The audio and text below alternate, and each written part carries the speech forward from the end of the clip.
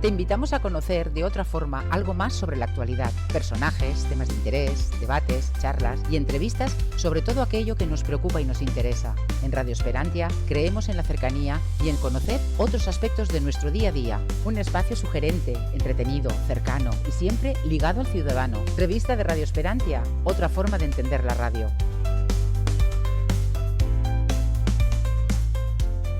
Hola, ¿qué tal?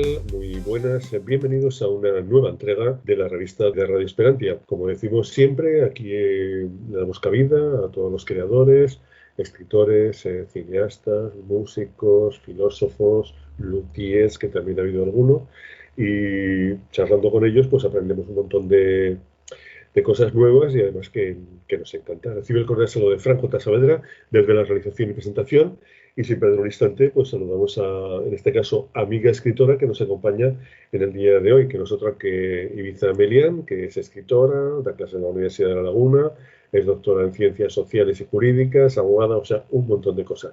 Ibiza, en principio te agradecemos que hayas accedido a compartir este tiempo de radio con nosotros, que haya estado dispuesta desde el primer momento, y nada, te damos la bienvenida. ¿Qué tal? ¿Cómo estás? Muy bien, gracias. De puntualizar, jurista. Yo no ejerzo de abogada. Perfecto, pues jurista. Porque siempre hay esa confusión, porque los que estudiamos Derecho, yo estudié Derecho, tengo un máster universitario en Derecho de Administración Pública, Comunicación Política, pero los que estudiamos Derecho podemos dedicarnos a ejercer en sí de abogado a otras líneas. En mi caso era la línea de investigación y por eso culminé como doctora en Ciencias Sociales y Jurídicas, pero no ejerzo. Mi intención siempre fue, porque yo había tenido contacto con la vida política desde hacía muchos años y mi línea siempre fue seguir en esa dirección y analizar los sistemas democráticos, y en concreto mi línea de investigación es la corrupción política y administrativa, y seguir por esa línea de investigación. Y por curiosidad, imagínate que a mí me da por estudiar Derecho, me hago la licenciatura, supongo que es una licenciatura ahora, sigue siendo. Son grados. Bueno, sí, es lo mismo, pero se llaman grados ahora. ¿Y qué necesitaría para ser abogado? ¿Qué necesito, aparte de la licenciatura? Ahora, sabes que cuando se cambió al sistema europeo, ¿Sí? Ahora estudias los grados y estudias máster. Casi lo que antes eran los 300 créditos de la licenciatura, los han compuesto en grados y en máster. Bueno, por ejemplo, yo hice un máster universitario en Derecho de las Administraciones Públicas, pero si quisiera ejercer de abogado, hay un máster que han sacado ahora, que es un máster de abogacía, y te tienes que presentar a un examen para ejercer como abogado. Pero no solo el examen, sino que tienes que estar colegiado. O sea, solo puedes ejercer aquellos que estén colegiados y paguen su cuota correspondiente. Y estar colegiado es como cualquier colegio profesional, ¿no? Exactamente, que tienes que pagar, exactamente. Aunque no llegues a ejercer y digas que estás, digamos, durmiente, que no ejerce, sino que estás durmiente, tienes que seguir pagando una cuota. Que por otro lado está bien, porque es verdad que así se evita el intrusismo y que la gente que estén colegiadas supuestamente tiene una deontología, supuestamente se les hace un seguimiento, y si cometieran cualquier error en su praxis o demás, tendrían un seguro que respondería ante todos esos actos, con lo cual me parece bien que el que quiera ejercer tenga que estar colegiado, igual que lo hace un médico o igual que lo hace un psicólogo. O sea que me parece muy bien. Y hay varias profesiones en las que se exige determinada especialización o máster específico y después una colegiación.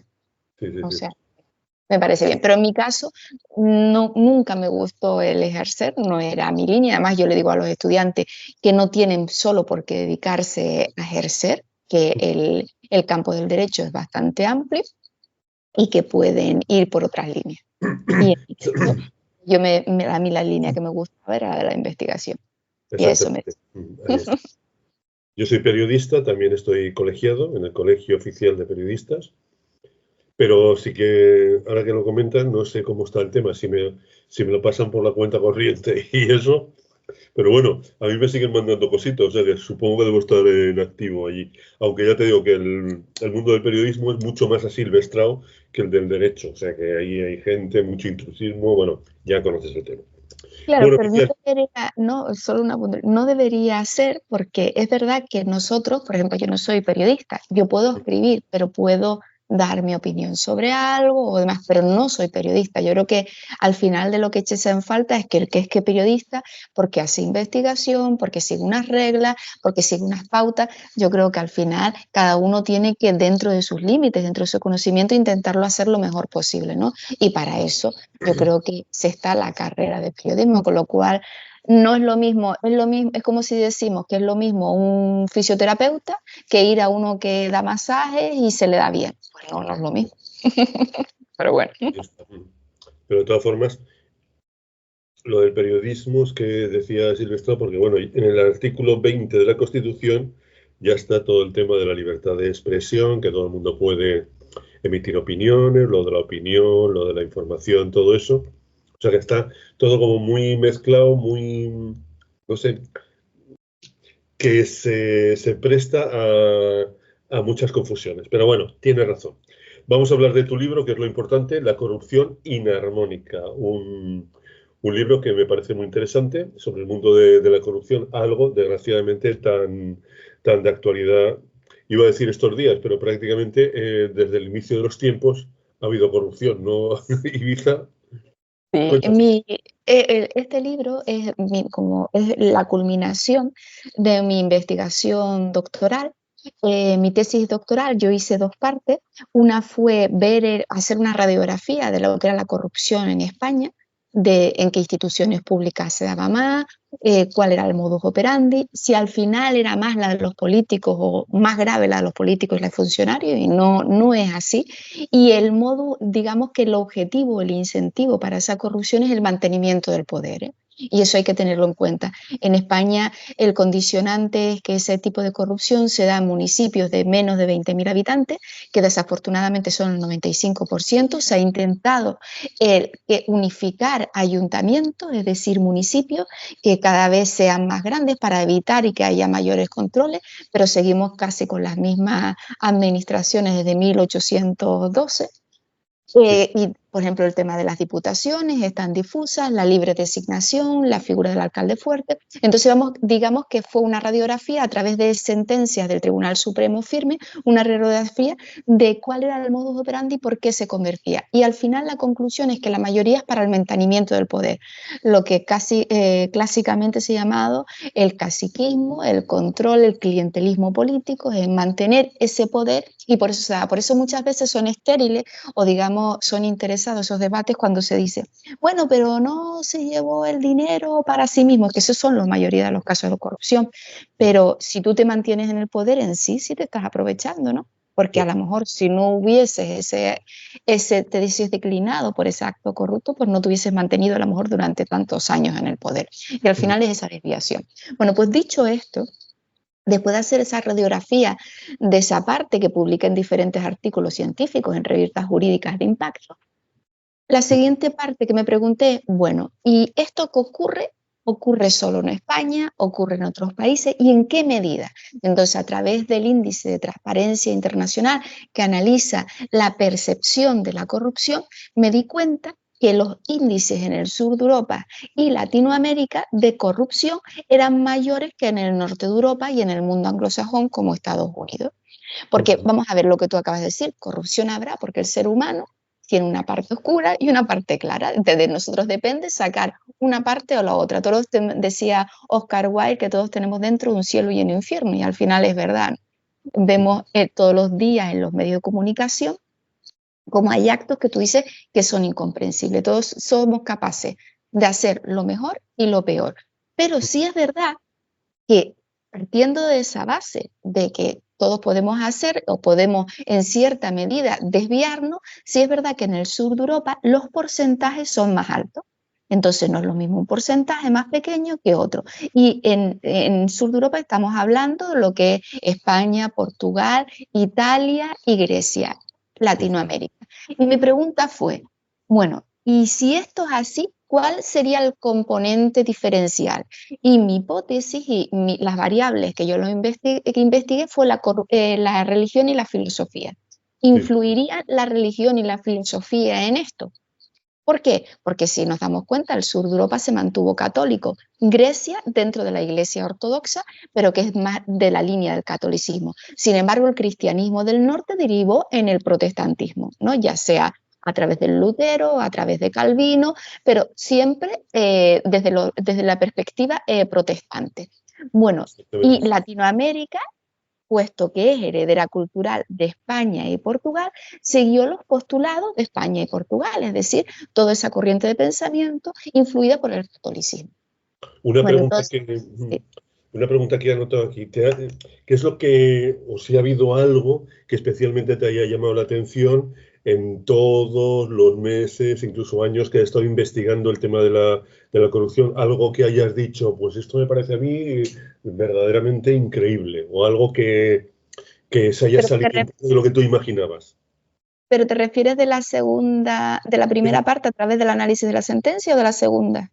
De todo lo que has investigado en torno a la corrupción. Claro, por eso te iba a comentar, porque te estaba diciendo la segunda parte que no te lo he explicado, dónde venía esa línea de investigación. Ok. En la primera, como te comenté, es el clientelismo, que es los mayores casos de corrupción se producen para el mantenimiento del poder. Por ejemplo, prevaricación administrativa. Hay 3 tipos de prevaricación. Está la prevaricación administrativa, que es adoptar una resolución a sabiendas de que es injusta. La prevaricación urbanística, estamos hablando en el caso de las instituciones públicas, y la prevaricación medioambiental, o digamos el delito medioambiental. Después es verdad que existe también en el ámbito judicial una prevaricación judicial. Bueno, pues como comento, esa prevaricación es adoptar una resolución a sabiendas de que es injusta. En la prevaricación administrativa se da mucho el de contratar a personas. Hay una sentencia que decía el juez digitalmente, es decir, elegirlos a dedo, ¿no? Porque resulta que fueron interventores conmigo durante las elecciones, eran apoderados del partido o eran afines a mi entorno familiar o a mi entorno político. Entonces, se daban varios casos dentro que es prevaricación. Entonces, muchas veces dice la gente, pero prevaricación no es corrupción. Sí, porque al final estás utilizando los medios públicos de todo para incluir dentro de la administración a quien tú quieres. Y además, a través de eso, garantizarte que todo este círculo te vote. Entonces, digamos que la corrupción cuando es política, no en sí la de los funcionarios, sino cuando es política, muchas veces es para el mantenimiento del poder. Malversación de caudales públicos, es decir, porque malversación de caudales públicos no es solo que te metas el dinero en el bolsillo, sino también que utilices los recursos de la administración pública por un fin del que no estaban destinados inicialmente. Entonces, eso se hace muchas veces para mantener el poder, porque tú imagínate que yo saliera de alcaldesa, Sí. o fuera un cargo político y digo, mira, pues yo voy a utilizar los recursos del ayuntamiento para beneficiar a mi círculo más cercano y le voy a dar cosas a este círculo más cercano, o voy a coger a los empleados del ayuntamiento para cuando yo tenga los mítines o cuando vaya a hacer un acto del partido, pues llevarlo. No, oiga, que los fines del ayuntamiento no son para eso. Primero, porque usted está cometiendo malversación, está utilizándolo para un fin distinto. Y segundo, porque no hay igualdad entonces en la competencia de concurrir a una administración pública. Usted está teniendo con el dinero de todos un plus sobre el resto de partidos.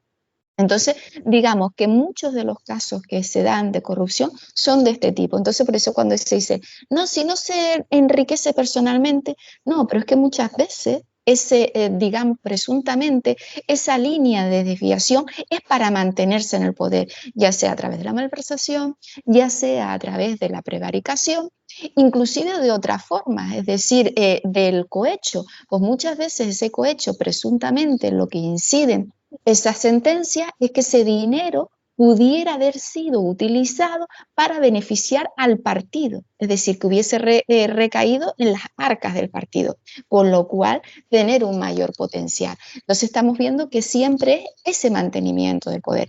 Por eso se dice, bueno, pues lo ideal es que cuanto más grandes sean, porque dado que se da mayormente esos casos de corrupción en los ayuntamientos, cuanto más grandes sean esos ayuntamientos, cuanto pasen de esos 20.000 habitantes, más controles habrá, es decir, tendrá que tener un mayor control, tanto los secretarios, los interventores, será más difícil poner a funcionarios de libre designación. ¿Esto qué quiere decir de libre designación? Que en vez de un secretario que yo pueda, que haya que tenido que estudiar abogado, haya que tenido que presentarse a unas oposiciones, yo puedo primar un funcionario de la propia administración pública. Si yo hago eso y pongo a alguien que yo conozca, esa persona va a estar más cohibida, presuntamente, para decirme que no a determinadas cosas que yo quiera hacer.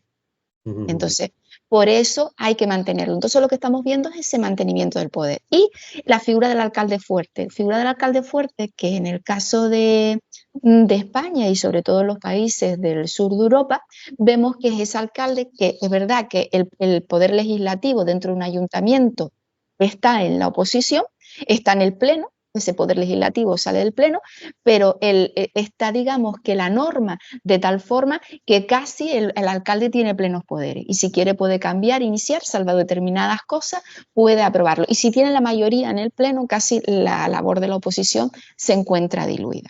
Bueno, pues dicho eso es desde el punto de vista que estamos diciendo desde el análisis de sentencia. Pero el libro de la corrupción inarmónica, que era cuando tú me preguntabas, ¿y este libro por qué? Ese libro de lo que habla era de esa vertiente filosófica y religiosa. Bueno, pues si esto es así, nosotros en el sur de Europa tenemos mayores índices de corrupción y además por la sentencia vemos que no es difícil asimilar lo de la separación de poderes, que era un principio liberal, es decir, desde el poder intentamos controlar el legislativo, que el poder ejecutivo casi se hace con el poder legislativo. Si el poder ejecutivo tiene la mayoría, esa mayoría se traslada al legislativo, pues prácticamente quien queda en minoría en la oposición no decide nada, por mucho que diga no va a realizar, no va a incidir nada. Es distinto que en el caso anglosajón, que en Estados Unidos o el Reino Unido, que en Estados Unidos el presidente tiene que ir convenciendo a los propios de su partido para que le voten.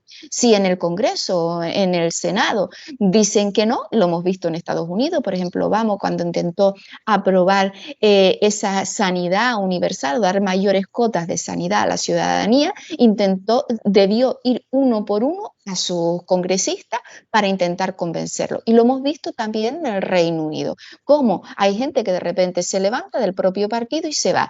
En España eso no lo vemos. ¿Por qué? Porque existe la disciplina de partido. La Constitución dice que está prohibido el mandato imperativo. ¿Qué es el mandato imperativo? El mandato imperativo era cuando en el medievo el señor feudal mandaba a esos parlamentos a un representante y le decía qué es lo que tenía que votar y tenía que hacer. La Constitución dice que eso está prohibido, pero al final la disciplina de partido supuestamente o hipotéticamente terminaría pareciendo algo similar, porque si al final, tú no votas lo que te dice tu partido, una, te pueden sancionar económicamente y dos, con las listas cerradas y bloqueadas que tenemos actualmente, tú vas a votar lo que te dice tu partido, porque si no lo votas, lo que sabes es que las próximas elecciones no vas a ir en las listas. Claro, sí. Porque no son listas abiertas, son listas cerradas y bloqueadas. Entonces, lo que yo me pregunté, bueno, está claro que por ejemplo, en el Reino Unido y en Estados Unidos, ¿cuál es la diferencia? Que ellos tienen la elección uninominal por circunscripción electoral y además un sistema mayoritario. El que saca un voto más es el que gana la elección. Entonces eso, cuando es sistema mayoritario, ¿qué dices? Tú te representas por un distrito, por ese distrito tú sales en la mayoría porque la gente te ha votado. Entonces, como la gente la que te ha votado a ti de tu distrito y eres tú el representante de tu distrito, eso lleva a que tú tengas una mayor rendición de cuentas, porque tú sabes que si no respondes a las expectativas de tu electorado, en las próximas no vas a salir.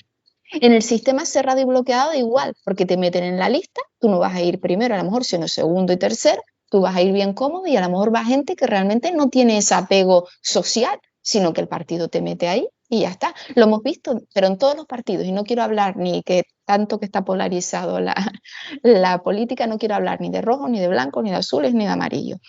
En todos los partidos hemos visto como al final los militantes a lo mejor deciden que el candidato sea uno y al final termina la cúpula poniendo a otro distinto que los militantes no querían, ¿no? Y en las listas además meto a quien yo quiera. Pues al final vemos que esa separación de poderes no termina, termina descafeinándose y no termina siendo una separación de poderes fuerte. La Carta de Derechos Humanos del Hombre y del Ciudadano, la Carta de los Derechos del Hombre y del Ciudadano de cuando tras la Revolución Francesa, en su artículo 16, decía que aquel país que no tiene una separación de poderes fuerte y que no garantiza los derechos humanos, es decir, los derechos fundamentales como pueden estar en nuestra Constitución, no tiene Constitución. No tiene Constitución quiere decir que no es una democracia, porque muy pocos países llaman a sus dictaduras dictadura. Por ejemplo, Franco, ¿cómo le llamaba a la dictadura? Democracia orgánica. ¿Era una democracia orgánica? Por supuesto que no. Lo único que hizo Franco fue decir que no llamar constitución a las leyes fundamentales. ¿Por qué? Porque él venía influido por toda esa línea contra el liberalismo y él pensaba que constitución equivalía a liberalismo. Y entonces, como los detestaba, dijo, pues no le llamo constitución, le llamo leyes fundamentales. Pero a su sistema, a su régimen, le llamaba democracia orgánica, cuando era evidente que era una dictadura. Pinochet lo mismo, Pinochet decía que él no era un dictador, que él era un demócrata, que la auténtica democracia era él. Es cuando los dictadores muchas veces, yo soy la democracia, yo soy el pueblo, yo soy tal, y al final te cargas toda la separación de poderes. Y lo vemos por cualquier país que analicemos. Bueno, pues mi pregunta es, vale, ¿y por qué es tan fácil que esto ocurra, que esa separación de poderes se vaya diluyendo, que haya una mayor corrupción y que al final el sistema se vaya él mismo implosionando? Es más fácil que ocurra en el sur de Europa y en Latinoamérica, porque tenemos que recordar que España llega en el 70 y pico, votamos nuestra primera constitución en el 78, tras la muerte de Franco en el 75, llegamos después de una dictadura, llevamos a una democracia. En términos muy similares se produce en Portugal y en términos semejantes se produce en Italia. Y a la vista está de todo lo que ha pasado en Latinoamérica, pero que nos da ahora, que es de toda la historia, ¿no? Llega un candidato, va cambiando la constitución, va cargándose la separación de poderes y en vez de avanzar se va retrocediendo, sean de la ideología que sean, porque al final esto no es ni de un lado ni del otro. Normalmente suele ser de todo, lo que quieren es mantenerse. Vale, pues si esto ocurre y lo vemos, y vemos que en el norte de Europa, porque un sistema democrático es bueno, cuando está preparado para que llegue el mayor sátrapa posible y el sistema no cruja. ¿Por qué? Porque es una democracia y es el pueblo el que elige a cualquiera. No se te exige ninguna condición para llegar a ser presidente. Puede ser no tener estudios, no tener dinero, no tener nada. Cualquiera puede llegar a presidente y eso no lo podemos cambiar, porque si decimos, no, es que debiera tener una determinada formación. No, porque eso sería una tecnocracia. Y entonces estaríamos diciendo que estas personas pueden presentarse y las otras no. Eso pasaba en las primeras, cuando llega después del antiguo régimen, llegamos al nuevo régimen, las primeras elecciones, el sistema electoral era censitario, es decir, que solo podían votar determinadas personas por su índice, su capacidad económica, su capacidad de estudio y el resto quedaban fuera, hasta que llegó después de la revolución industrial y con toda la clase obrera, llega el sufragio universal, mal llamado sufragio universal, porque las mujeres todavía ahí no votábamos. Sí, recordemos que en Suiza no llegamos a votar hasta 1971, no se nos permitió votar. En España, mira, ahí fuimos más adelantados. Pudimos votar, gracias a Clara Campoamor y su defensa, pudimos votar mucho antes, pero no era lo normal. Vale. Pues entonces una democracia puede llegar cualquiera al poder. Tenga lo que tenga, dinero sería una plutocracia, estudios sería una tecnocracia. Entonces, si cualquiera puede llegar al poder, un sistema bueno es aquel que está preparado para que llegue el peor que pueda elegir la gente, el peor que pueda elegir la gente, y el sistema tenga suficientemente resorte para mantenerse. Y esos resortes, ¿cuáles son? La separación de poderes. Es decir, tres controles, que ninguno está sobre el otro y que los tres se controlan entre sí. Es decir, el control de poderes que relataba o que defendió Montesquieu.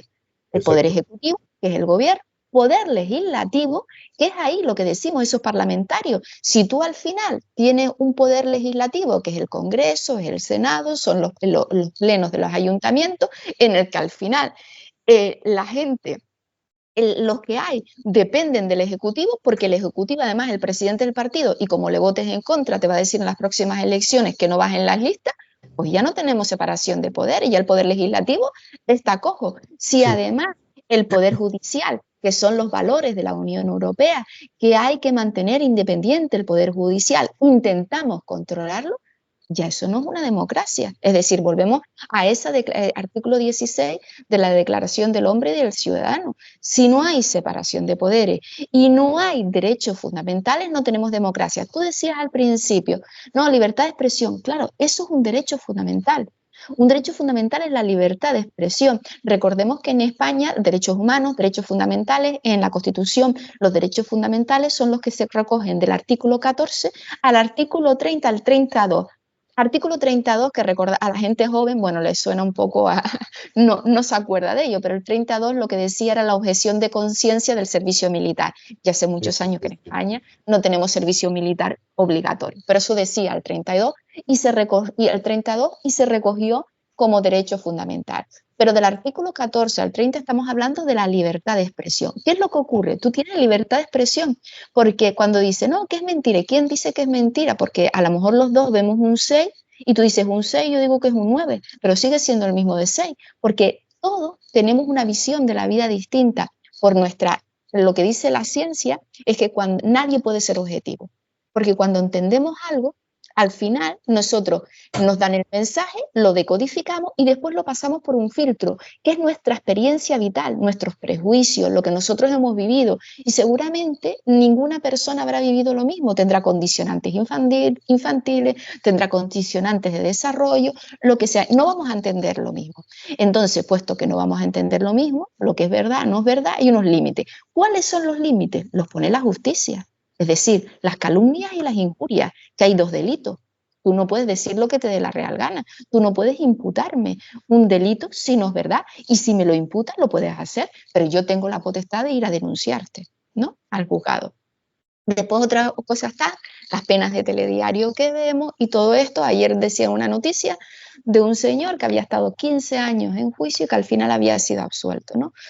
Bueno, pues al final, ¿dónde está ese límite, no? Ese límite. Pero no podemos, al final tenemos que poner unos mínimos derechos que todos nos mantengamos. Y cualquiera que se salga de ahí no es el poder político o el poder ejecutivo el que tiene que decir si está de acuerdo o no está de acuerdo, es el poder judicial. Y ese poder judicial, recordemos, igual que hablábamos al principio, en la prevaricación, existe prevaricación judicial.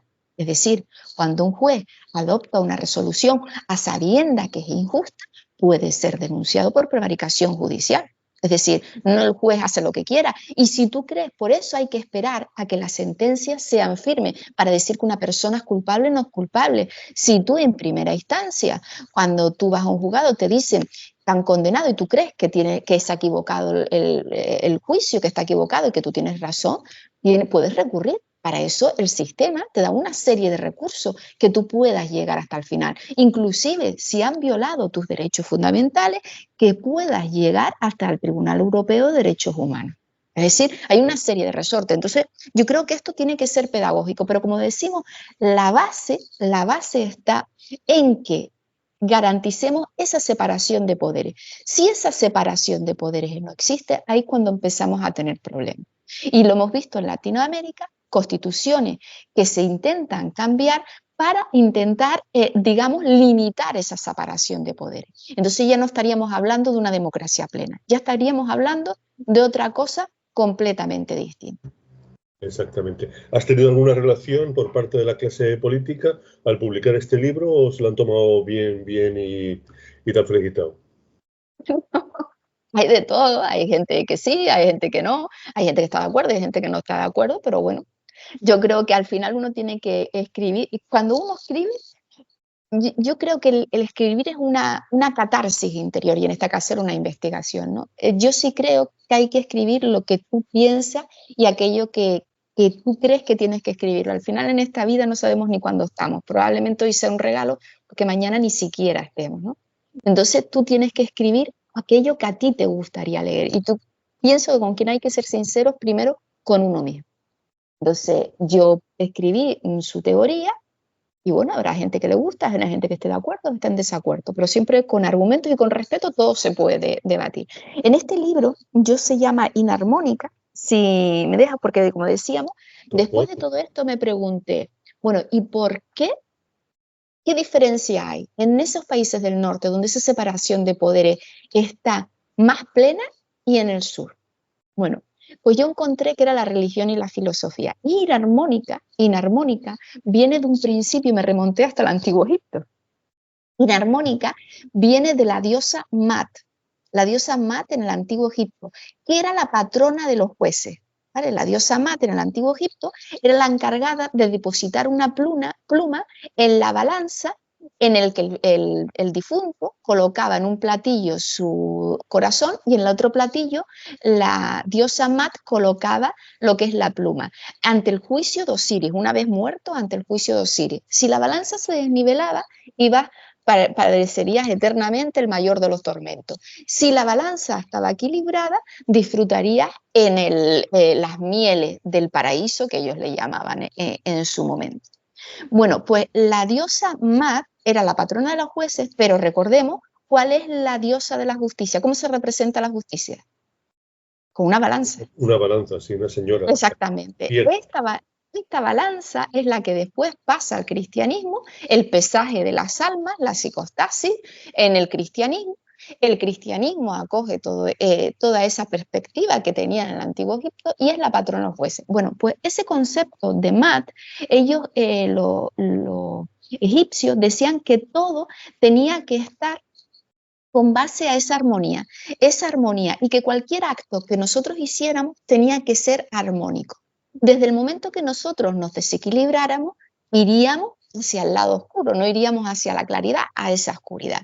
Todo ese pensamiento, Mat era la eterna compañera del dios Tot. Tot en el Antiguo Egipto, que era el escriba divino, es decir, en ese juicio ante Osiris, Tot era el que escribía, dictaminaba todo ese juicio, recogía todo lo que se decía en ese juicio. Además, era el dios de la palabra mágica, porque recordemos que en el Antiguo Egipto magia y religión iban de la mano, eran lo mismo. No se entendía. Magia entendido no como el término, digamos, que después se le dio en el mundo griego, no ese término. Magia era ese control de la mente, es decir, ese conocimiento interior y que a través del control de nuestra mente nosotros podíamos hacer diferentes cosas, pero era, digamos, dentro de nuestros recursos interiores, era una filosofía introspectiva de que el hombre tenía que coordinarse, tenía que ser armónico y tenía que autorreflexionarse. Bueno, pues como decimos, Dios, supuestamente el dios Tot, según los griegos, escribió 42 libros de magia y los recogen los cristianos, los padres del cristianismo. Los padres de la iglesia recogen que Tot escribió esos 42 libros de magia y que se escondían en las casas de la vida, que eran las universidades en el Antiguo Egipto. Bueno, cuando Alejandro Magno termina por conquistar Egipto, lleva a Alejandría, crea Alejandría, crea la biblioteca de Alejandría y allí supuestamente se llevan esos libros de Tot. Esa reinterpretación de esos libros de Tot por los griegos es lo que se conoce como el hermetismo. ¿Vale? Como se llega, Hermes Trismegisto era supuestamente ese dios Tot del Antiguo Egipto. Los griegos, los romanos lo llamarán Mercurio, y digamos que es ese dios alado que es conector entre el mundo celestial y el mundo terrenal. ¿Vale? Y en ese mundo del antiguo clásico, digamos que ese conocimiento, ese hermetismo, que es de donde deviene la alquimia, de donde deviene después toda esta clase de cultura, que se le llamó esotérica, pero no hay que entender esotérico desde el punto de vista, como cuando digamos, de ese peyorativo, de esa magia. No, ese conocimiento esotérico es lo que se utiliza hoy en pedagogía, es decir, puesto que ningún ser humano es igual, no podemos aprender de la misma forma. Seguramente unos tenemos unas capacidades, hoy hablamos de las inteligencias múltiples de Gardner, es decir, no todo el mundo tenemos el mismo tipo de inteligencia, unos estamos dotados más para una cosa, otros para otra. Entonces lo que decían en el Antiguo Egipto es lo que vienen a decir hoy la pedagogía moderna, es decir, nosotros te damos unas herramientas individualizadas y tú individualmente prosperas de una forma o de otra. No vamos a hacer un conocimiento exotérico. Y un conocimiento exotérico es el que se divulga a todos por igual. Pero no todos somos iguales. Esta era la educación de la era industrial, en el que se reproducía lo que es la educación estandarizada. Todos aprendían de la misma forma. Hoy, en el siglo XXI, esa pedagogía se ha desechado y se ha dicho, no, hay que ir a la pedagogía individualizada. Pues esa pedagogía individualizada es de lo que se trata el conocimiento esotérico, de lo que ellos hablaban. No hablaban nada de ni si echamos aquí un sapo y una rana que vamos a... No se trata de eso. Se trata de ese conocimiento individual. Bueno, pues todo ese conocimiento esotérico, como decimos, pasa al hermetismo. En el hermetismo, de ahí bebe, ¿quién bebe de ese conocimiento egipcio? Pitágoras. ¿Por qué se llaman filósofos? Fue Pitágoras el que acuñó el número, para distinguirse de los sabios egipcios, porque Pitágoras entendía que los auténticos sabios eran los egipcios. Pitágoras dio dos tipos de saberes, uno exotérico y otro esotérico. Uno exotérico abierto a todo y otro esotérico que tenían que pasar una serie de rituales. Y que ellos a quien querían educar eran a los políticos. Es decir, eran una instrucción para cambiar, hacer, digamos, las instituciones lo más sólidas posible y educar a los políticos. Después, ¿de qué viene el pensamiento? ¿De dónde se deriva ese pensamiento de Pitágoras? ¿Quién bebe de ese pensamiento? Platón. Platón bebe de todo ese pensamiento pitagórico. Y hoy sabemos que Platón, del que se dice que es el mayor filósofo de toda la historia y que no se entiende nada fuera de él, hoy sabemos que también dio un conocimiento exotérico y un conocimiento esotérico. De ese conocimiento esotérico dijo que nunca hablaría, ¿vale? Que nunca escribiría, porque se podría interpretar. Y Platón, ¿a quién quería educar? Al rey filósofo. Hablaba en la República. Ese rey filósofo que él al final de sus días se da cuenta que no puede existir. ¿Por qué? Porque al final somos seres humanos capaces de lo mejor y capaces de lo peor. Es verdad que él tenía ese conocimiento esotérico en el que quería instruir al mayor filósofo, pero se dio cuenta que al final era mejor crear unas leyes pocas y abstractas que rigieran para todos. Y esas leyes pocas y abstractas que rigieran para todos, ¿qué es? La Constitución. Sin embargo, eso fue su libro de vejez. Digamos que en ese conocimiento exotérico, que se deriva de ese paso del mito a la razón, que después viene en el mundo romano, se coge la figura del rey filósofo. De ese rey filósofo que no se sabe por qué, alguien le da con una varita mágica y va a saber gobernar todo lo mejor. Es decir, los dictadores, ¿no? Si al principio en los romanos tenían la república, terminan ya con el principado, donde decía Ulpiano, todo lo que el príncipe quiere es ley. Ya no hay separación de poderes, se la cargaron. Y ese es el conocimiento que pasa al mundo exotérico, del que bebe el cristianismo. Porque ¿quién es el heredero cultural del Imperio Romano cuando cae? La Iglesia. La Iglesia, en el siglo V, cuando cae el Imperio Romano, en Occidente es la que se hace heredera de ese conocimiento y la que lo lleva a Europa. San Benito de Nurcia, que es el patrón de Europa, toda esa evangelización que intentan hacer en Europa y que gracias a eso Europa es lo que es hoy, ¿no? Porque al final eran tribus dispares con idiomas y lenguas distintas y gracias a una religión común crean lo que ha venido a ser Europa. Exactamente. Bueno, pues, ¿Has tenido algún problema con el mundo de la piratería? Esta lacra que tenemos en el finales del 20, principios del 21, que con internet pues hace está bastante difundida, o o no has tenido problema. Como es una temática así un poco específica, pues no sé, cuéntanos, Ibiza. No he tenido problemas Ni con la plagio, ni piratería. nada de eso, ¿no? Mira, Ni sí, plagio. sí es verdad que yo vendo mis libros en Amazon y en tanto en papel como en digital en todo el mundo. Que pudiera ver que alguien plagiara el libro, sí, pero yo creo que cuando al final entras en este mundo, las redes nos permiten esto, entras en las redes, la gente te conoce, al final la gente entiende que tiene que comprar tu obra para que al final tú sigas investigando y sigas trabajando. Si al final no pagamos por el conocimiento de los demás, no podemos, ¿no? Y también es verdad que ya no es solo escribir el libro, sino que yo tengo canal de YouTube, yo estoy en las redes, pues, y lo que divulgo en las redes es de lo que yo hablo en mis libros, ¿vale? Entonces, a través de ahí también es otra forma de ingreso. Y la gente cuando realmente conoce lo que tú sabes, yo creo que están dispuestos a apoyar. Es más, yo, por ejemplo, en mi canal de YouTube tengo membresías, es decir, aquellas personas que quieran pueden inscribirse como miembros a mi canal de YouTube y yo les doy una serie es decir, yo pongo contenido en abierto, contenido más corto en abierto, pero aquel contenido más largo, que a lo mejor es de hora y algo, que es sobre lo que diferentes temas de lo que estamos hablando, pues lo pongo en YouTube y hay gente que dice, mira, pues yo prefiero, doy una clase cada X tiempo, puedes consultar todas las clases anteriores y las nuevas que tiempo, pues yo prefiero pagar esto. Entonces, digamos que el mundo cambió y hay que adaptarte a él y hay que buscar nuevas formas de financiación para al final poder tú sufragar aquello que escribes. Porque como te comentaba en lo del libro, en esto del cristianismo, en esto de tal, yo en mi canal de YouTube hablo de ese movimiento, ese hermetismo que al final se rescata en Italia en el Renacimiento,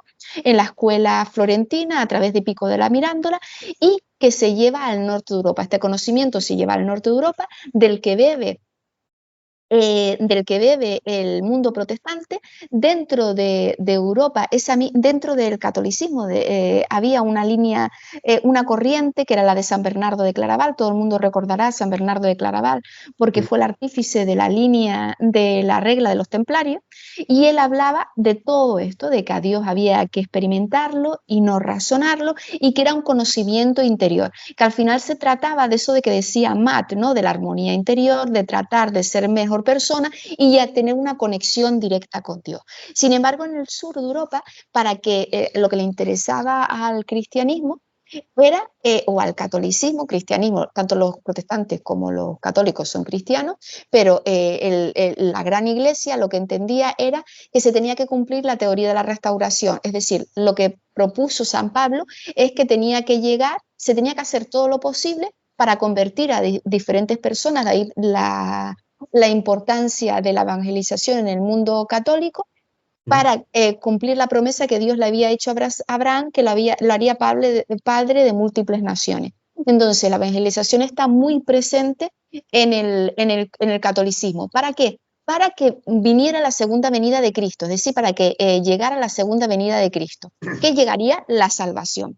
Cuando San Pablo muere, se ve que esa segunda venida no llega y al final se llega a la conclusión de que hay que evangelizarlos a todos. No olvidemos que el término católico es universal, ¿vale? Sí. Entonces se quería católico. Entonces la iglesia dijo, para que eso ocurra y el grupo no se fracture, porque si se fractura, no cumplimos el mandamiento que Dios le hizo a Abraham, que lo haría padre de múltiples naciones y que hay que para ello evangelizar. Entonces lo que tenemos que hacer es controlar qué se dice, el dogma, quién lo dice, los obispos.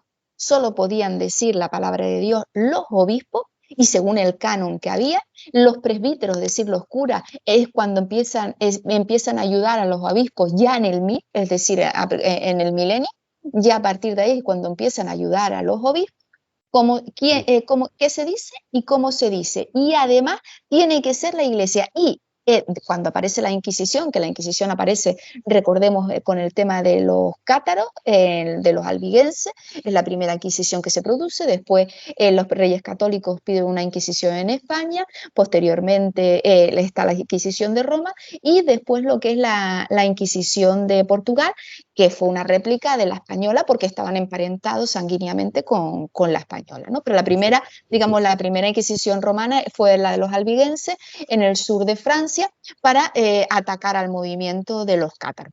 Bueno, pues lo que decía la Inquisición es, yo solo persigo a los católicos que se desvían de la fe, ¿eh? No se perseguía a los judíos, si tú eras judío, eras judío.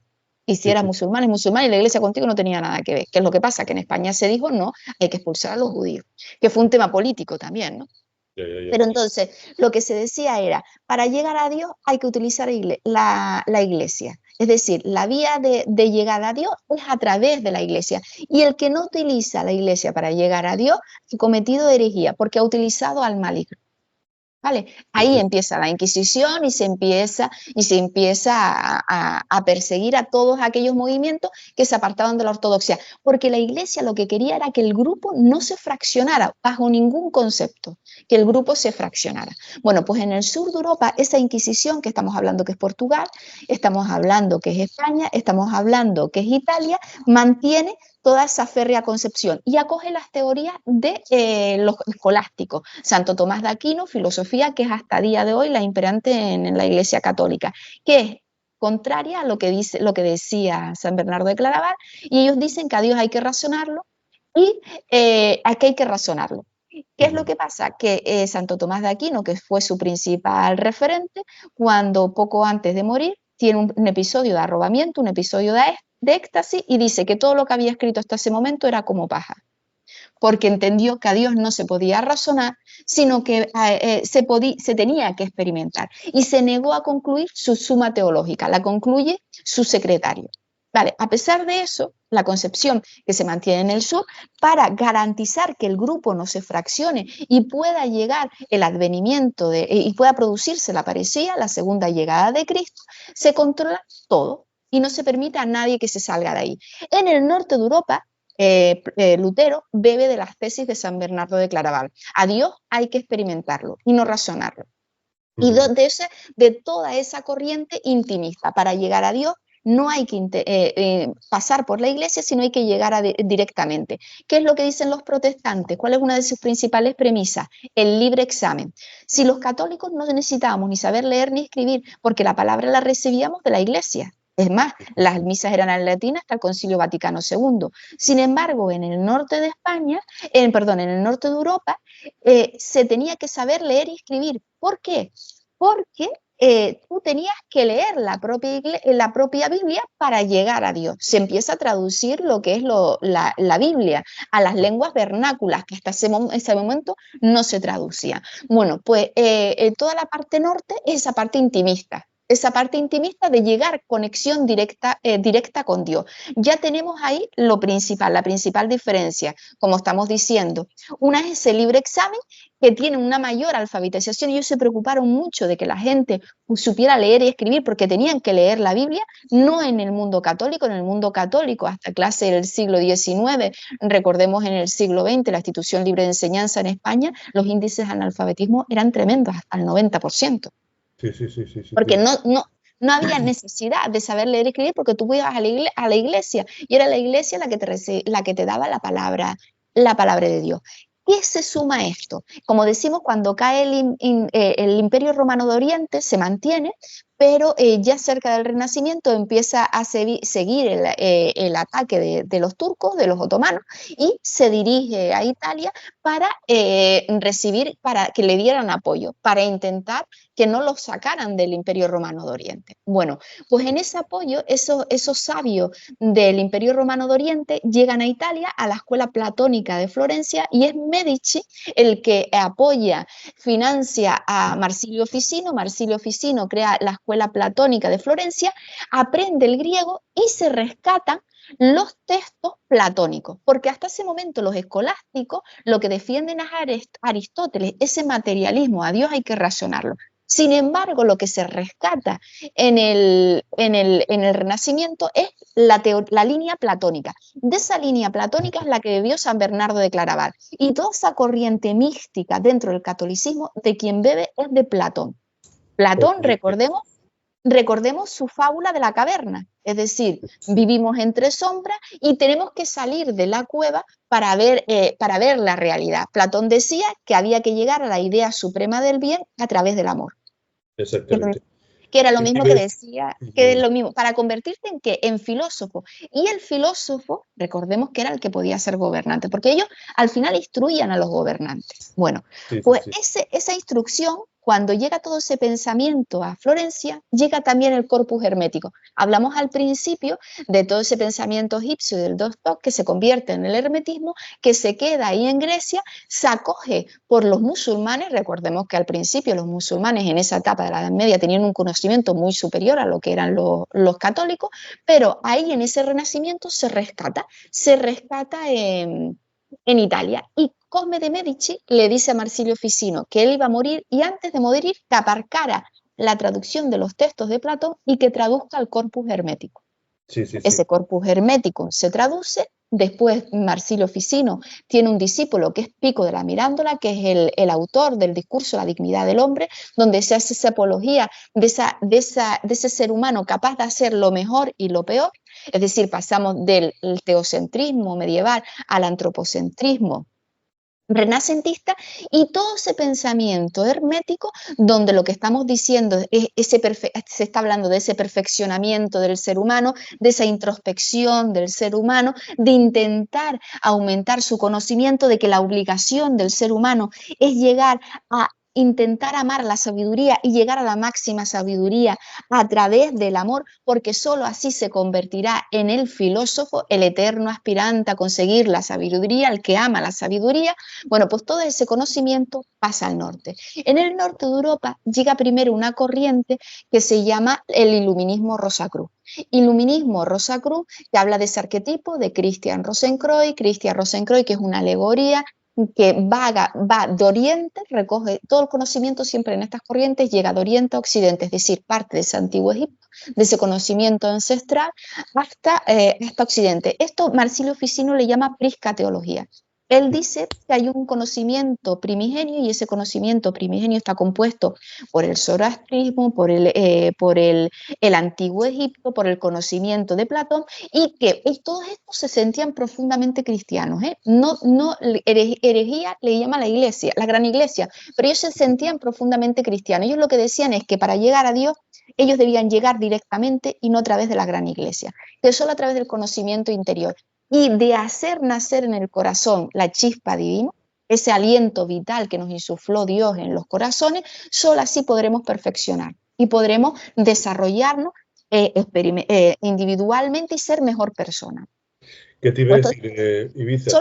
Si me deja lo último, este iluminismo Rosacruz llega en el norte de Europa y de ahí deriva en la masonería. Y en la masonería, las logias masónicas en el norte de Europa eran donde se instruía a partir del artículo en el rito escocés antiguo y septado, a partir del grado cuarto al 33, se instruye sobre esos principios liberales. Y eran donde se formaron todas las élites políticas del norte de Europa. ¿Vale?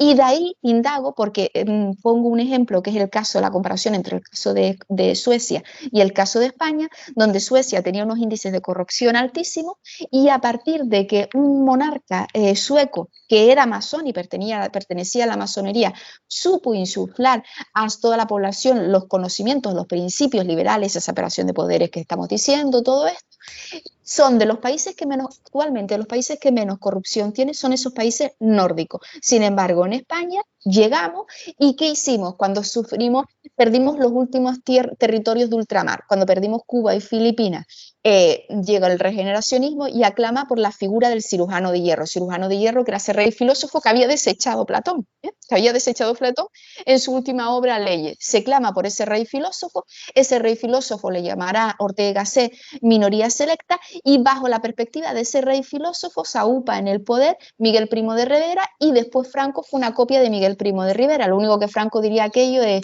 yo no hago la tontería de Primo de Rivera, yo no dimito de aquí al cementerio, y Franco no se va hasta que efectivamente muere. Bueno, pues esto es un resumen del libro que tiene 705 páginas. ¿Qué te iba a decir? ¿Has hecho alguna incursión en la inteligencia artificial? ¿Conoces algo? Y además, desde tu formación jurista, ¿qué opinas de la inteligencia artificial ahora mismo? Mira, la inteligencia artificial en el mundo jurídico se utiliza y se lleva utilizando tiempo, pero no la inteligencia artificial en sí, sino hay muchísimos buscadores, bases jurídicas que utilizan la inteligencia artificial. ¿Para qué? Por ejemplo, tú vas a leer una sentencia. Normalmente nosotros, como hacemos en España, no solo tenemos que saber estudiar las normas, sino también estudiar otros casos, otras sentencias que se hayan dado sobre eso. Entonces, al estudiar esas sentencias, pueden haber muchísimas sentencias. Antes teníamos que leer sentencia a sentencia. Ahora, gracias a esas bases jurídicas, han incluido la inteligencia artificial y te hace mucho más fácil localizar esas sentencias. Y sentencias que pueden ser de 1000 páginas, pues al final te dicen, mira, pues lo que tú estás buscando viene, o la doctrina, lo importante de esta sentencia se sitúa en el párrafo esto o en el párrafo otro, y te lo resalta. Hablamos de bases jurídicas como VLEX, que lo ha integrado en su formato y se llama la inteligencia artificial, se llama Vicent. Bueno, pues a través de esto, ¿esto qué quiere decir? Que después tú te tienes que leer la sentencia, pero has ahorrado muchísimo tiempo. A lo mejor yo antes me tenía que leer no sé cuántas sentencias. Ahora, con las bases de datos jurídicas y gracias a esas bases de datos jurídicas que utiliza la inteligencia artificial, pues gracias a eso se ahorra mucho tiempo. Yo sinceramente, yo sí creo en la inteligencia artificial y yo creo que es una revolución. Y una Creo que es herramienta una revolución. Sí, yo creo que va a ser como la calculadora. Antes se hacían los cálculos manuales y después con la calculadora.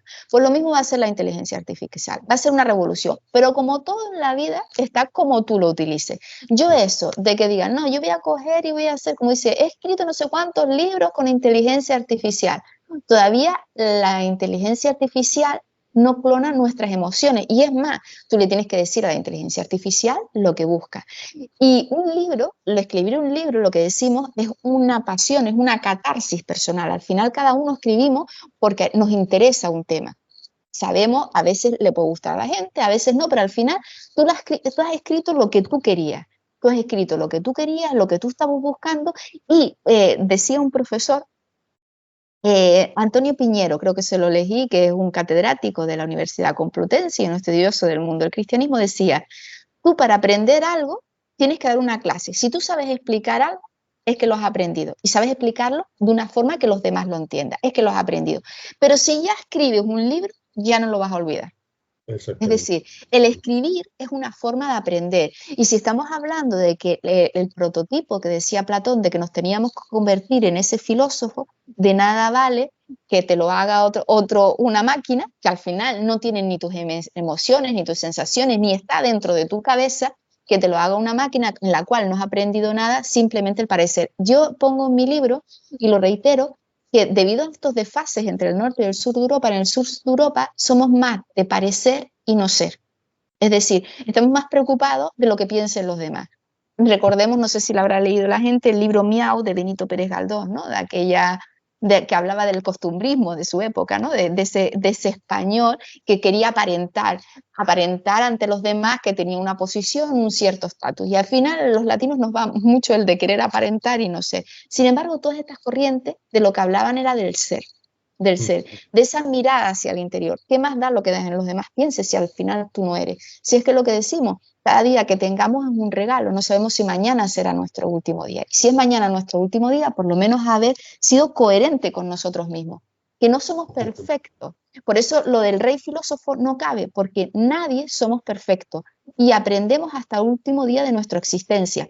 En todas estas corrientes lo que se habla es de la humildad y la Biblia habla de que Dios castigará a los soberbios. Tienes que ser muy humilde porque al final el conocimiento es infinito, lo que tú puedes aprender es nada. Yo sabré de un poquito de esta parte, pero el conocimiento es muchísimo y hay muchísimas cosas que desconozco y cualquiera puede ser un maestro.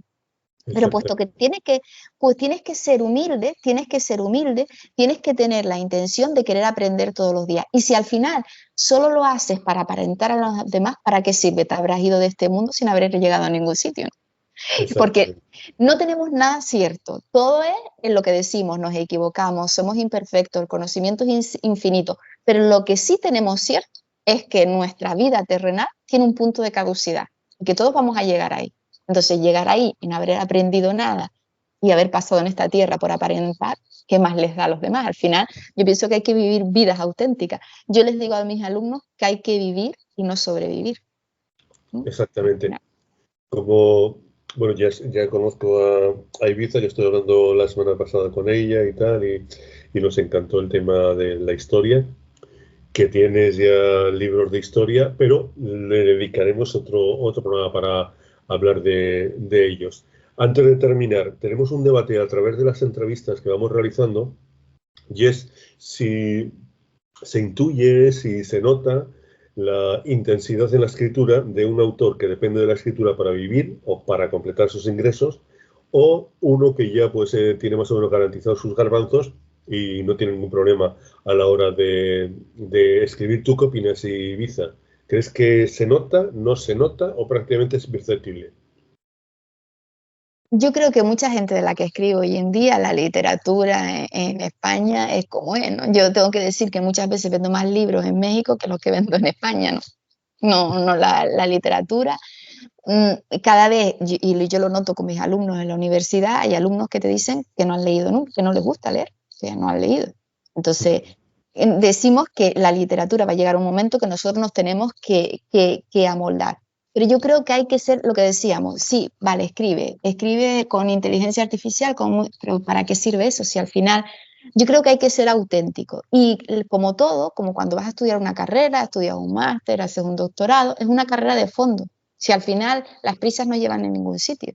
Más vale escribir algo de lo que tú te sientas orgulloso, que te sirva a ti para aprender, que te sirva a ti para avanzar. Y yo creo que al final eso se ve recompensado por los lectores.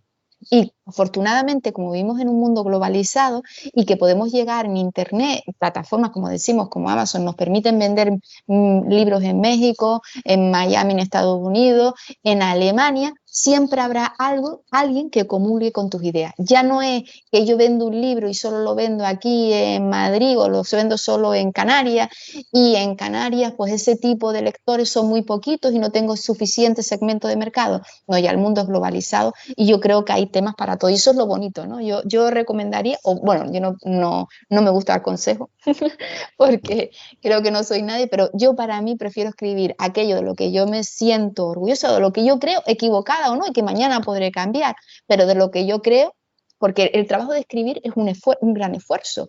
Son muchas horas solas, son muchas horas quitándole tiempo a tu familia, al trabajo, rascando horas. Además, si trabajas, Sí, sí, tienes que sí. levantarte a lo mejor a las 5 de la mañana o quedarte hasta las tantas de la madrugada escribiendo. Es un enorme esfuerzo. Entonces, por lo menos escribir. ¿Y eso sabes dónde se nota? Y eso sí es verdad que lo tiene muy bien el mundo tradicional de la literatura. Cuando vas a hacer presentaciones de libros, cuando vas a hacer presentaciones de libros y tú has escrito el libro que a ti te gusta, que a ti te apasiona, cuando conectas con el lector, ahí se nota.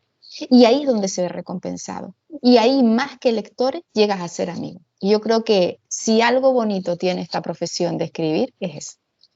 Y por tu experiencia, Ibiza, ¿qué se vende mejor ahora mismo? Estamos hablando de mayo del 2024. ¿Ficción o ensayo? Mira, yo tengo amigas que escriben novela romántica y venden muchísimo. Y me dice, mira Ibiza, vente con nosotros a la feria del libro, tal. Yo soy más de ir a círculos concretos donde me inviten a hablar de estos temas y en donde yo sienta que la gente me gusta. O sea, si es más generalista, pues a lo mejor novela romántica vende muy bien. Pero como decimos, el mundo está globalizado y si está globalizado, puedes escribir de lo que a ti te gusta realmente y llegar a un segmento de mercado y entablar esas relaciones personales con esos lectores, que yo creo que eso es lo más bonito. O sea, escribir, ¿qué es un éxito? Ya nos están diciendo del mundo editorial que esto tiene que ser como una fórmula matemática, 2 y 2 son 4, pero ¿dónde está la esencia de ese libro? ¿Dónde está lo que tú querías transmitir? ¿Dónde está? Porque escribir un libro es un proceso de construcción. Es Sí, el sí. sentir, el tal, tener una idea. Por ejemplo, yo escribí un ensayo nivelado que era la Hermandad de Doña Blanca y la idea partió de que un día me quedé en Sigüenza, en un castillo que es un parador hoy en día. Sigüenza está cerca de Madrid, un pueblito medieval precioso. Me quedé allí y de noche la puerta se abrió y se cerró sola, que yo creo que era el propio parador que lo hacía un poquito para tener más clientes. Bueno, la historia es que al final indagando, pues a mí me dio curiosidad, tal, todo era Doña Blanca, iban vestidos de medieval, la carta de Doña Blanca. ¿Quién era Doña Blanca? Pues Doña Blanca era la mujer de Pedro I el Cruel y terminó siendo asesinada. Él se casó con ella, la recluyó ahí en ese castillo, después de recluirla en ese castillo, la mandó a Toledo, después la mandó al sur, bueno, pasó por un periplo. Y lo que yo digo es que ese proceso fue de indagación, de una idea que te surgió al final del documentarte. ¿Quién era Pedro el Cruel? Que Pedro el Cruel además la había repudiado porque tenía un amante que era María Padilla, que María Padilla decía que era la reina de las brujas, que no sé qué. Pues al final todo esto que tú vas indagando, vas conociendo la historia de España, porque resulta que fue una de las primeras guerras civiles donde los nobles cogen como bandera a Doña Blanca de Borbón, que querían enfrentarse contra el absolutismo de Pedro I el Cruel. Pues al final lo bonito de escribir es lo que has aprendido. Y si tú dices fórmula mágica, 2 y 2 son 4, al final ¿qué has aprendido? No has aprendido, ¿no? Y lleva su tiempo, lleva su cocción, poca, mucho, como tú lo quieras escribir. Hay gente que tarda más, gente que tarda menos, hay veces que por circunstancias tenemos que parar y volver a retomarlo, pero lo bonito yo creo que es el proceso, hay que disfrutar el proceso, porque nos centramos en el parecer, es decir, en el final, en la recompensa final, pero yo creo que hay que disfrutar antes de todo ese proceso. Y a mí hay veces que yo escribo y me da una pena terrible cuando ya llega al final y dice, ay, ya tengo que dejar este libro, esta historia. Me da una pena, una sensación agridulce, ¿no? De decir, ay, tengo que dejarlo, si yo he disfrutado escribiendo. Hay que disfrutar del proceso. Hace poquito entrevistamos a el amigo Antonio Montero, alcaide, que ha escrito un libro sobre precisamente María Padilla, que está en radioesperantia.com. En la relación de entrevistas que vamos completando, pues lo tienes ahí en radioesperantia.com, charla con el escritor Antonio Montero, alcaide, autor del libro María de Padilla. Muy interesante la entrevista y además, pues fíjate, te recomiendo desde aquí que te hagas con el libro de Ibiza Melián, que es el complementario, porque habla precisamente de la rival de María Padilla, digamos, pues la reina de Castilla en este caso, que sería Blanca de Navarra, y puede ser muy interesante el complementar un libro y otro. Pues, ¿qué te digo, Ibiza? Ha sido un verdadero placer. Si quieres, quedamos en un par de meses o algo así y hablamos de este ensayo novelado, que me parece muy, muy interesante. Y así, pues mira, tenemos los 2 libros ya completos, las entrevistas con los autores. ¿Te parece bien? Pues muchísimas gracias por la atención y por todos los oyentes que estén escuchando y que les apasione el mundo de los libros. Fenomenal, pues nosotros despedimos a la amiga Ibiza Melián. No te preocupes si hemos hablado de un montón de cosas, te he hablado de sus libros. Está el enlace, que es lo más adecuado, el enlace al libro en cuestión en Amazon, lo he puesto ya. Y también pues tienes el enlace a ibizamelian.com, que es un poco donde centra pues todas sus redes sociales, lo que hace, para que la conozcas un poquito más y ahí pues vas a saber ubicarla muchísimo mejor. Recibo el correo de Franco J. Saavedra desde la realización y presentación. Ya sabes, aquí en radioesperantia.com tienes ya el podcast, el audio, las formas de contacto, todos los datos sobre la amiga Ibiza Melián y todo lo que necesitas y también, lógicamente, la promoción habitual, convencional de nuestra emisora. Recibo el cordial saludo de Franco J. Saavedra desde la realización y presentación. Esto me parece que ya lo he dicho ya, que me repito como bolajo. A ser moderadamente felices y hasta la próxima. Muchas gracias. Radio Esperantia, otra forma de entender la radio.